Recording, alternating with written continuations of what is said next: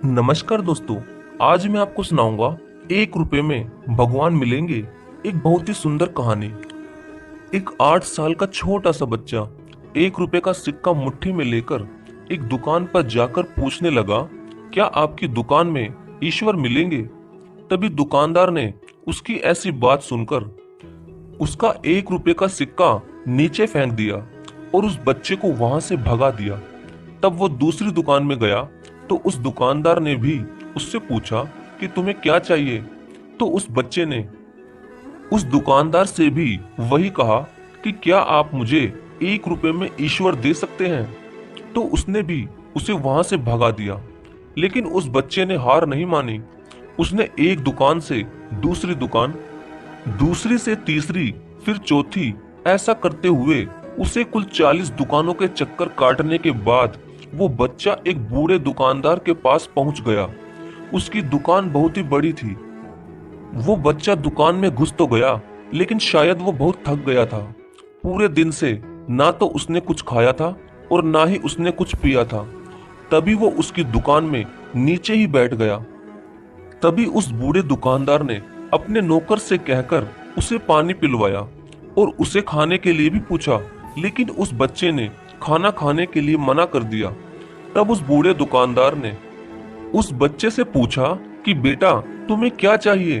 तो बच्चे ने कहा कि अंकल जी, क्या आप मुझे ईश्वर दे सकते हैं? और मेरे पास 1 रुपया भी है। तो उस बूढ़े आदमी ने पूछा कि बेटा, तुम ईश्वर को क्यों खरीदना चाहते हो? तुम क्या करोगे ईश्वर लेकर?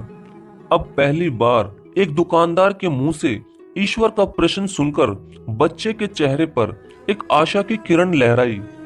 तभी बच्चा सोचता है कि लगता है इनके पास ईश्वर जरूर मिल जाएंगे।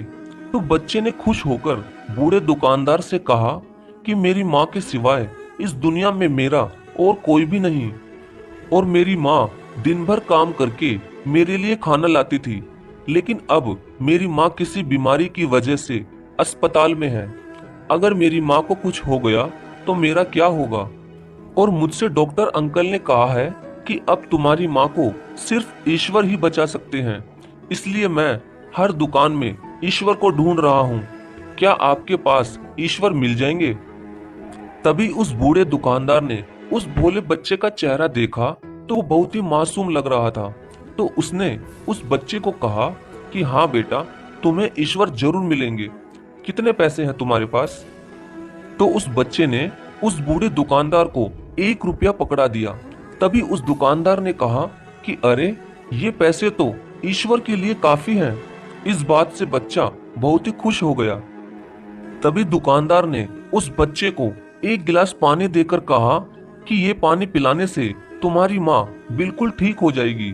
तो वो बच्चा उस पानी के गिलास को लेकर सीधा अपनी माँ के पास हॉस्पिटल चला गया और उसके पीछे पीछे वो बूढ़ा दुकानदार अपने नौकर को लेकर पहुंच गया। और तभी उसने डॉक्टर से बात करके उस बच्चे की माँ का ऑपरेशन करवा दिया और उसे कुछ पैसे और एक चिट्ठी देकर वहां से चला गया। तभी एक दिन के बाद जब उस बच्चे की माँ को थोड़ा होश आया, तब उसने डॉक्टर से पूछा कि डॉक्टर साहब, मेरे ऑपरेशन के पैसे किसने दिए? तो डॉक्टर ने उसे उस बूढ़े आदमी की सारी बात बता दी और उसके दिए हुए वो पैसे और चिट्ठी भी दे दी। तो उसमें ये लिखा हुआ था कि आपको मुझे धन्यवाद देने की कोई भी आवश्यकता नहीं है। आपको तो स्वयं ईश्वर ने ही बचाया है। मैं तो सिर्फ एक जरिया हूँ। और अगर आप धन्यवाद करना ही चाहते हैं तो आप अपने प्यारे बच्चे का कीजिए, जो अपने सच्चे मन से 1 रुपया लेकर ईश्वर को ढूंढने निकल पड़ा था। और उसके मन में यह पूरा विश्वास था कि सिर्फ एकमात्र ईश्वर ही आपको बचा सकते हैं। विश्वास इसी को ही कहते हैं। ईश्वर को ढूंढने के लिए करोड़ों रुपए का दान देने की जरूरत नहीं होती। अगर मन में अटूट विश्वास हो तो ईश्वर 1 रुपए में भी मिल जाते हैं। उस चिट्ठी को पढ़कर उस छोटे बच्चे की माँ की भी आंखें भर आई और उसने दिल से ईश्वर से ये प्रार्थना की कि हे ईश्वर, जिस इंसान ने भी मेरी सहायता की है उसे कभी कोई परेशानी ना हो और वो हमेशा स्वस्थ रहे। तो दोस्तों, मैं आशा करता हूँ कि आपको इस कहानी से थोड़ी बहुत शिक्षा जरूर मिली होगी। अगर आपको ऐसी कहानियां सुनना पसंद है तो प्लीज चैनल को सब्सक्राइब जरूर करें। धन्यवाद।